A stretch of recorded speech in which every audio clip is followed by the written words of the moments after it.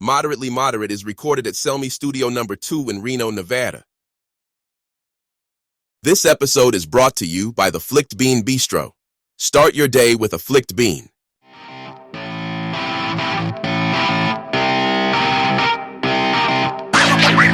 The right wing calls him a libtard. The left wing calls him part of the problem. This is Moderately Moderate with Jeff Pierce. All right, thank you. Thank you for joining us.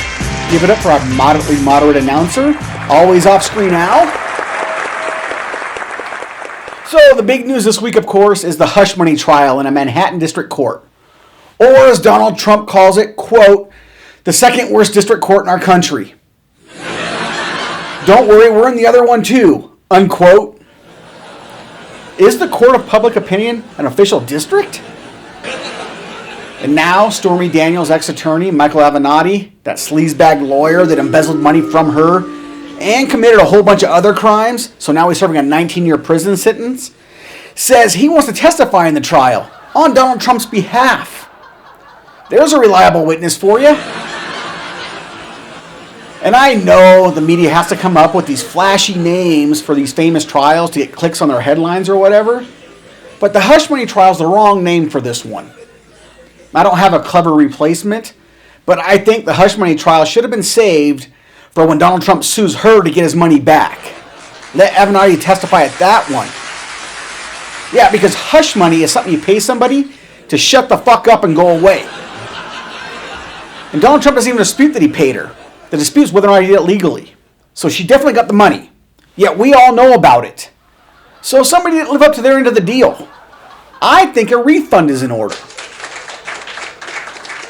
In other news this week, Taylor Swift dropped her new album, The Tortured Poets Department, and she pissed off a whole bunch of Karens. Yeah, there's some parents that aren't happy with the language and themes of some of her songs. Well, get over it. It's a fucking song. And she's a 34-year-old woman. She's going through adult shit. She's going to want to express that in her music. Besides, I hate to be the one to break it to you, but your precious little product of only doing this to procreate already talks like that when you're not around. Remember when you were 13 or 14 and what you were doing? Yeah, best case scenario, you were back behind the church with little Billy Stiffpecker while he was begging you to just touch it. And if you think for 1 second every time you leave the living room, she's not vigorously dry humping the arm of that sofa, you're further out of touch with reality than we thought. Leave Taylor Swift alone. Let her create her art the way she wants. You don't like it?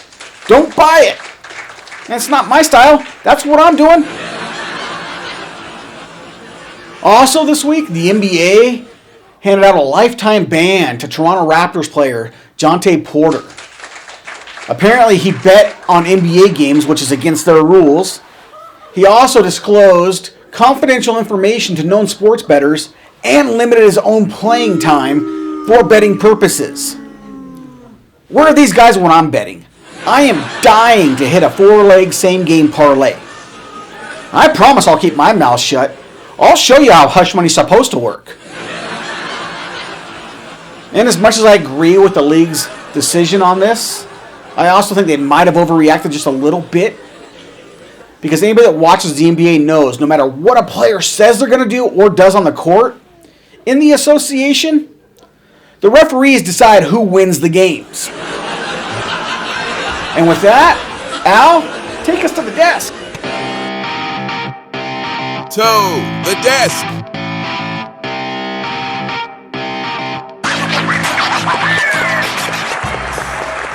All right, thank you, Al. Let's just jump into it, shall we? The Biden administration announced this week they are going to delay their plans to try to ban menthol cigarettes.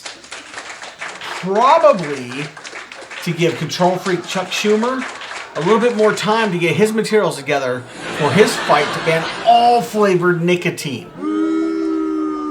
And that would be a valiant fight if this was 1984. Because that's when both of them were relevant and competent. Flavored nicotine shouldn't even be on the radar right now with all the other shit we have going on in this country that needs to be taken care of. I mean, even sugar is a bigger epidemic in the United States than flavored nicotine. And trust me, as somebody that consumes both of them at a great rate, sugar's way more dangerous. If you think there's a lot of school shootings now, take away their tasty relaxation, see what happens.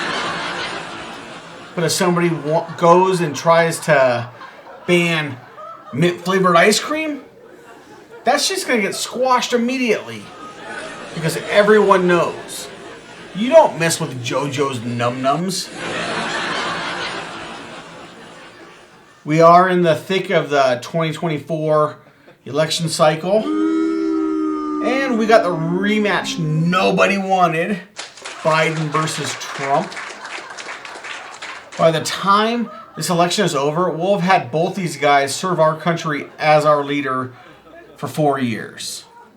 Enough already. Move on. You guys owe us that much. Actually, they owe us more. What they owe us is they should both have to live in the same retirement home, and it's filmed as a reality show. We can watch one cheat at checkers to win an extra bowl of butterscotch pudding, while the other one thinks they're playing bingo and accidentally yells Yahtzee. And because of that, here at Moderately Moderate, we've come up with our own campaign slogan for the 2024 election. And here it is.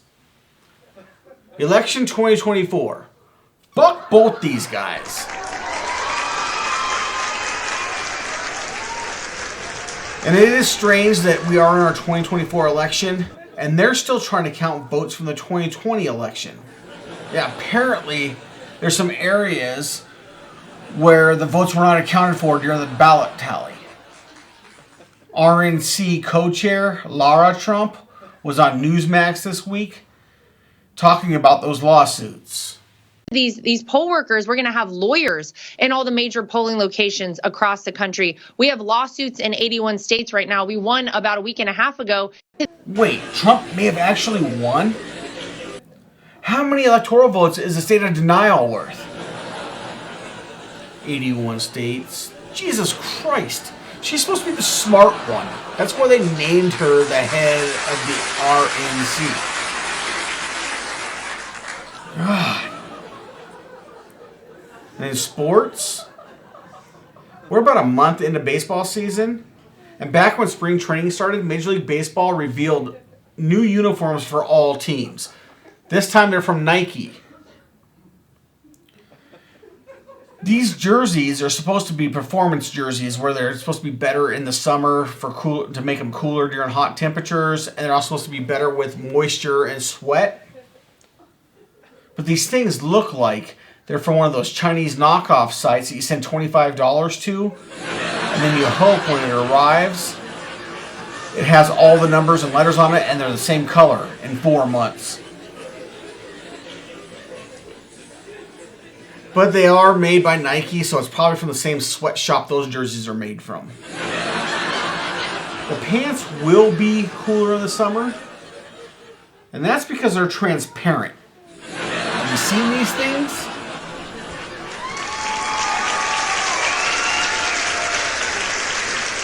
I get the feeling Major League Baseball was trying to take a page out of the NFL's playbook when they got that surge of female viewership because they showed Taylor Swift every opportunity they got last season. And MLB was like, oh yeah, we'll see your world's most famous pop star, and we'll raise you a cock and 2 balls. And have you heard about Emilio Garcia? He is not a baseball player. He's actually the ex-cameraman for Megan Thee Stallion. He's suing her for harassment and a hostile work environment. He claims in the suit that he was trapped in a car with her in Ibiza while she had sex with another woman sitting next to him. Dude, you signed on to be part of the traveling entourage of a rapper that sings a song called Wet Ass Pussy. You had to expect you were going to see some shit. You don't get to be offended when she decides it's time to have somebody take care of that wop for her.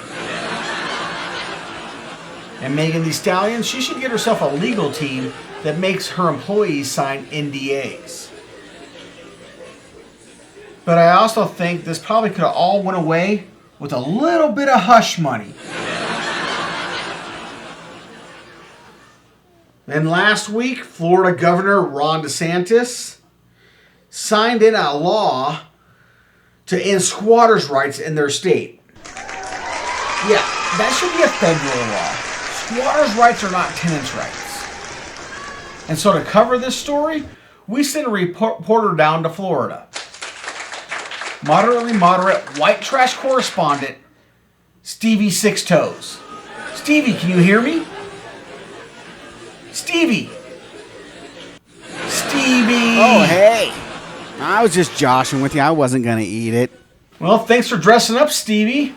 Hey, this is my lucky bolo tie. Your mama gave this to me for all that good dicking I gave her.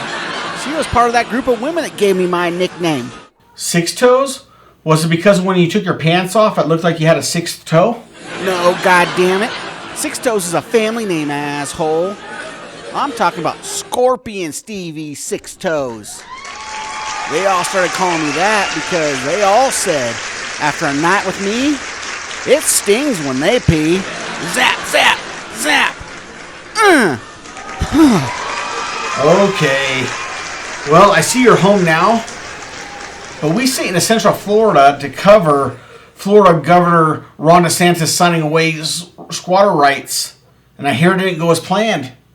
Yeah, man, we reached out to his staff, but he was busy in meetings all day, and then he had to go get fitted for new lifts before the press conference. Lifts? Yeah, he's a midget, and not the good kind. Okay, I'll bite. The good kind? You know, the kind when you smack him on top of the head, a gold coin shoots out of their tiny little booty holes. Oh, God, that's not true. People do not go smack people on the head. And he's the bad kind. The kind that sneak into your trailer at night when you're sleeping, and they eat all your Vienna sausages. All right, so the assignment was a total bust then? Well, I did get one question at the press conference. Your guys have it? Okay, with that, I'm happy to take some questions. Governor DeSantis, Stevie Six Toes, white trash correspondent, moderately moderate with Jeff Pierce. The people want to know, what's the real reason you hate Disney? Excuse me? Any truth to the rumor that it's because you're the forgotten eighth dwarf and you feel entitled to some of that Snow White money? All right, thanks everybody. God bless. We'll see you soon. Thanks. Well, Stevie, thanks for trying. I know. I don't think he heard me. Okay, we'll get you another assignment soon. And we'll check back with you then. Stevie Six Toes, everybody. And with that, I think it's time for some random acts of crazy. What do you think, Al? Random acts of crazy! All right, thanks, Al. Let's spin this crazy wheel and see what crazy people we talk about this week. Okay, we got pee stain right off the bat. So there's this company, it's a British-Italian menswear company called Jordan Luca. They came out with jeans that make it look like you pissed yourself. And don't ask why, there's no logical explanation for it.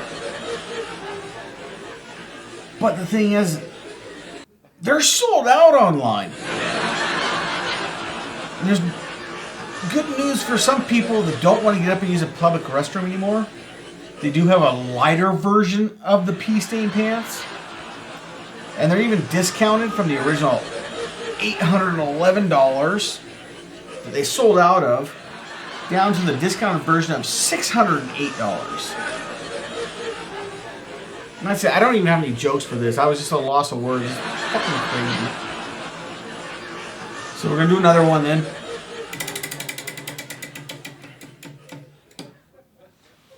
We got Larry Doyle Sanders.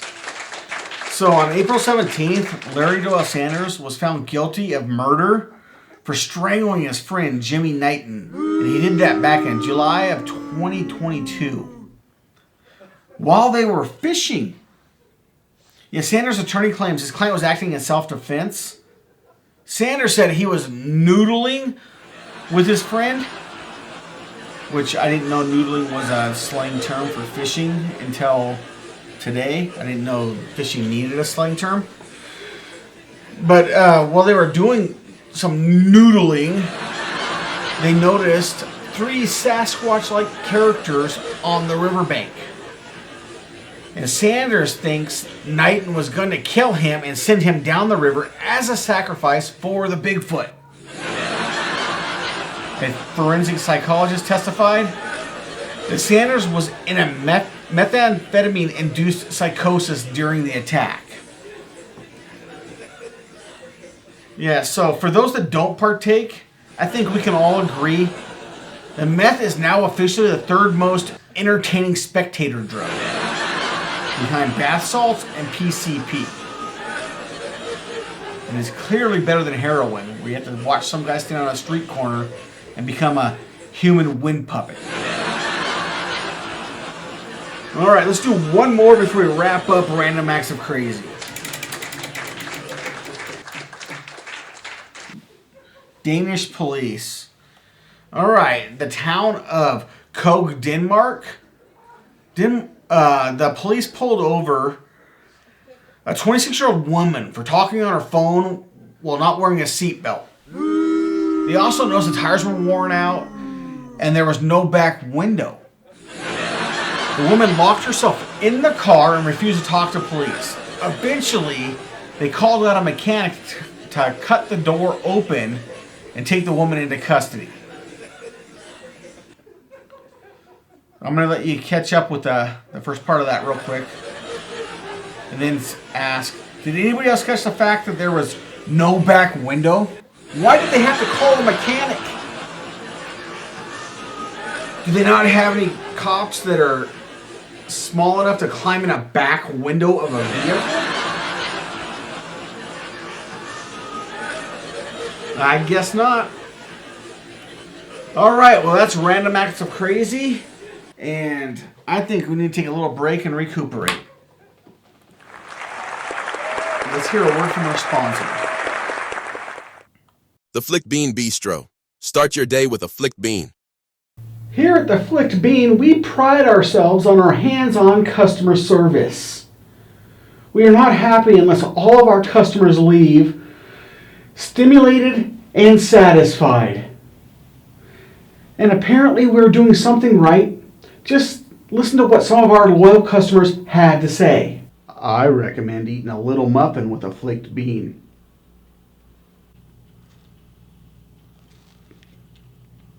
I like my flicked bean with extra cream. Well, technically, I am not allowed to have a flicked bean. So I just come in and sit in the corner, hoping to get a whiff. Because nothing gets me going like the aroma of a fresh flicked bean. Whenever I have a mouthful of flicked bean, it reminds me of family get-togethers.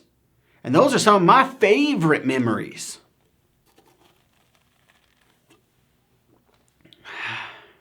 Having a flicked bean at my fingertips makes other humans tolerable. It makes me so happy to hear they're so thrilled with our company. And it just makes my day every time I see their smile when I hand them a fresh flicked bean.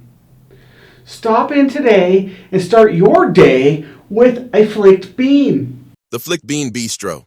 Start your day with a flicked bean.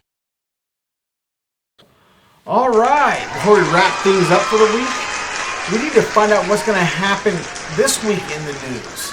And for that, we have our friend that can predict the future, Mahatma Douglas. Mahatma, how are you? Hey, man. I told you, I would only do this if you gave me a proper introduction. I gave it to your producers. Oh. This? Okay. He is the pectoral prognosticator, the areola Ayatollah, the Nostradamus of nipples, Mahatma Douglas. You know what? Since I had to ask, I don't even want you to do it anymore. I want your voiceover guy to do it from now on. The voiceover guy has a name. It's Al. Al. It's AI. Now make your machine do it or I'm going back to my compound where they're required to respect me. Okay, hold on. Al, can you do me a favor? Can you give Mahatma a proper intro? You got it, Jeff. He is the pectoral prognosticator, the areola Ayatollah, the Nostradamus of nipples, Mahatma Douglas. That's more like it. Now let's find out what we will experience this week.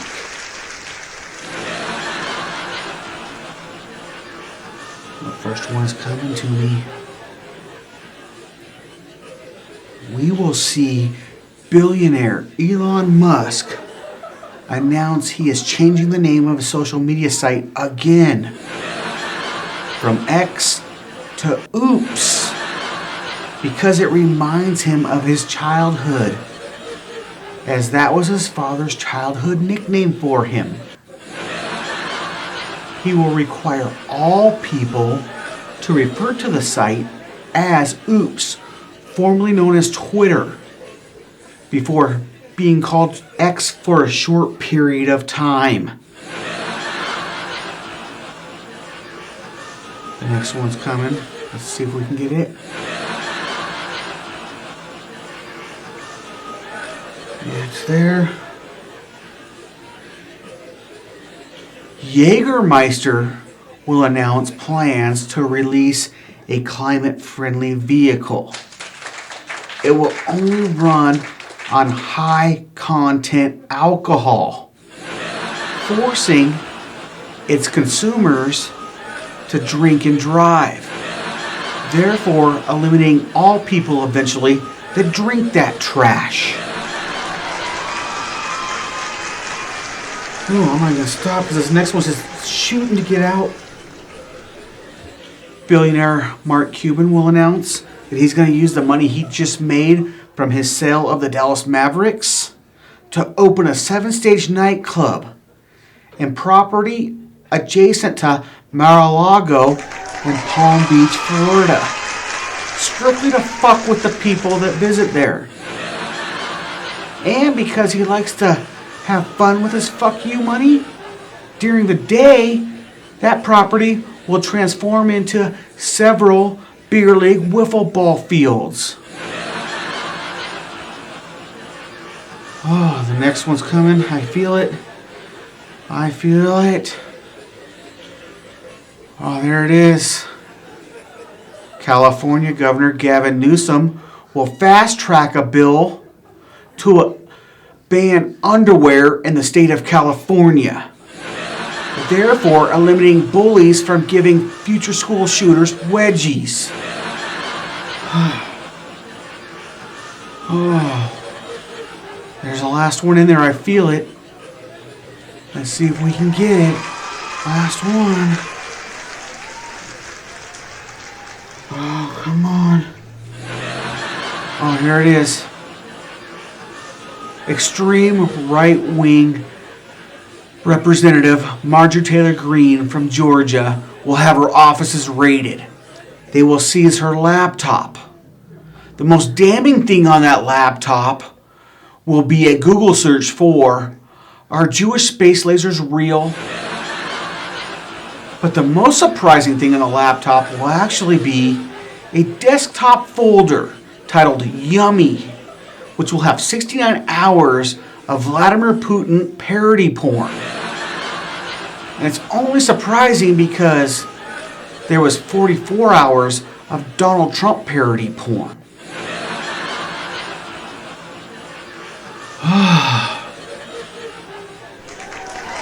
previous segment was for entertainment purposes only. Mahatma Douglas has no psychic ability. He is not a prophet of any god. His predictions are suspect at best. Most of Mahatma's visions come to him after eating his open relationship life partner, Moonflower's homemade psychedelic trail mix. Any and all wagers placed on Mahatma's prognostications are at the bettor's own risk. Moderately moderate and or Jeff Pierce are not responsible for lost bets. All right, well, that's it for this episode. Click in next time to see if we talk about any of that bullshit.